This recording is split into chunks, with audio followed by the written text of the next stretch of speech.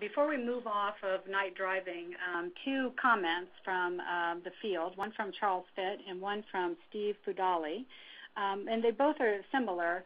They both have said that if you wear sunglasses, like with yellow lenses during the evening or when it's raining, does that help driving, or is it their imagination? Is there really something to that that helps with your vision at night?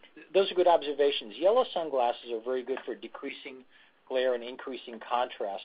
I don't necessarily suggest that people wear them when the lights are completely out when people are driving at night, although there are some people that find that they're beneficial. So those are not placebo activities.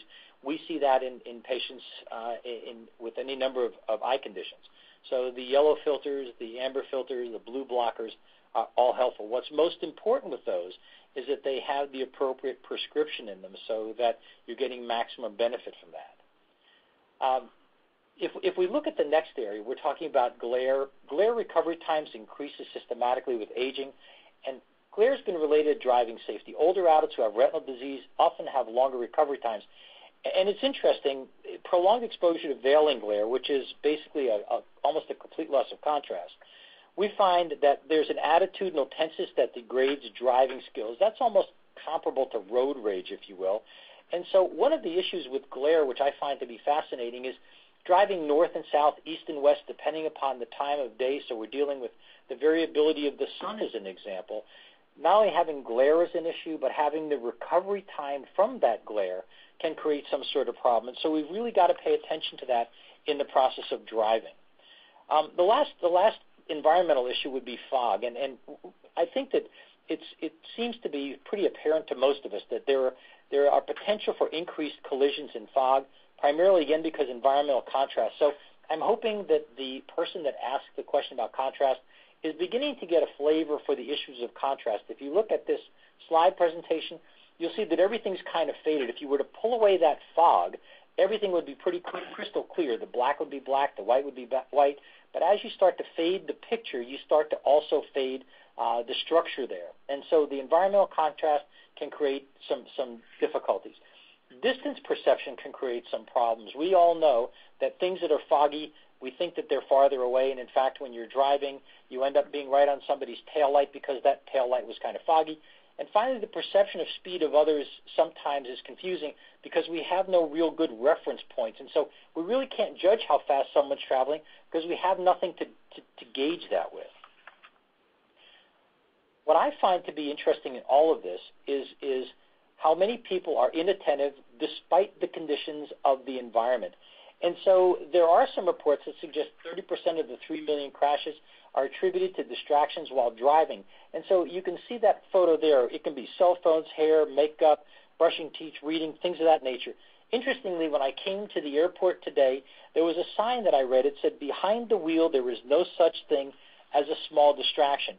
And in fact, if we look at the source of distraction with most non-alcoholic crashes, those occur when a driver's eyes are diverted from the road for about 3 seconds, which really translates to about 200 feet at 45 miles per hour. And you can see that's about the size of a hockey rink. So taking your eyes off the road for 3 seconds, basically traveling very, very slowly, you move about 200 feet. If you add that to somebody who's slowing down in processing, if you add to some of these things that we talked about as far as the environment is concerned, some of the things we're going to talk about later on as far as of eye health and some of the eye conditions, you'll see that that's pretty dangerous.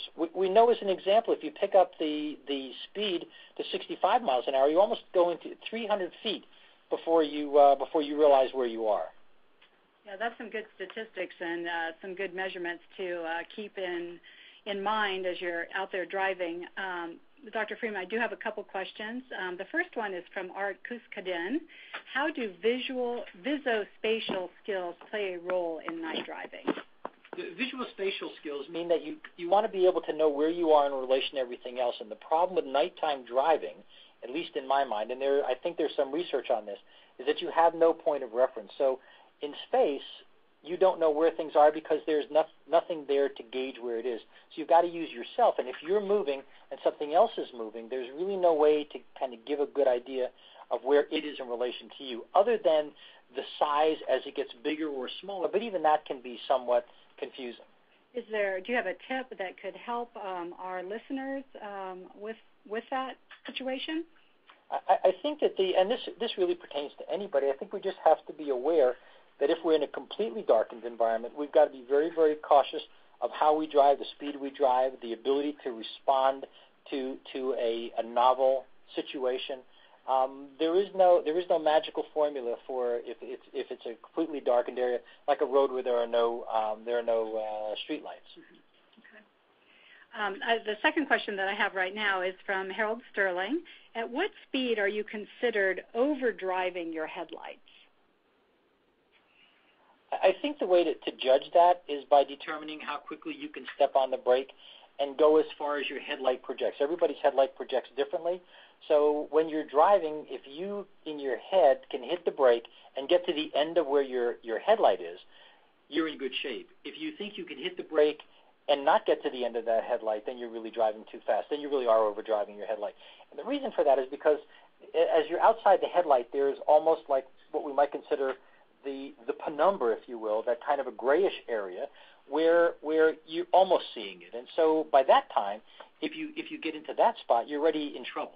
So you want to really be in where you can see. That's why the speed of driving during the day is very different than the speed of driving at night. The speed of driving during the day, you can see pretty much as far as you can see. Mm-hmm. At nighttime, you can only see as far as your headlight will take you. Good point.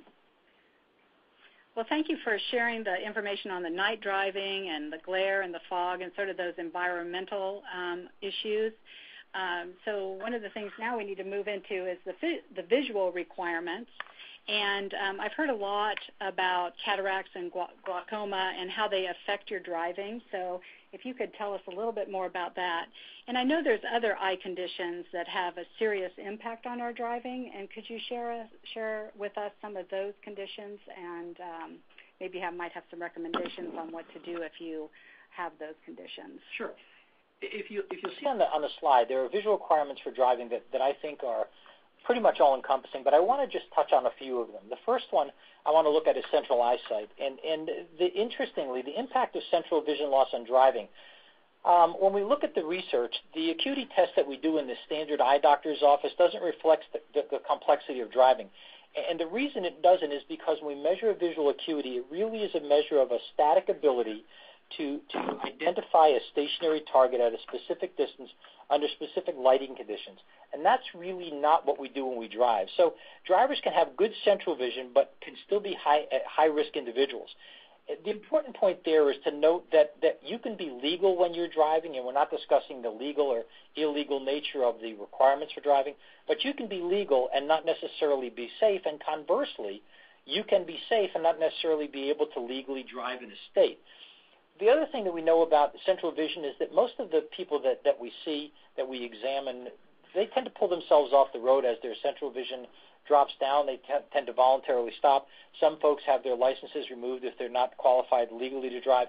And we do know that there are some very, very specific conditions, and we're not going to get into the pathology of these, but we know that there are some very specific conditions that cause a decrease in central vision, like macular degeneration, which causes vision loss in the macular or the central area, and diabetic retinopathy. The next slide gives you a real good feel for what it's like to drive with a kind of a blind area.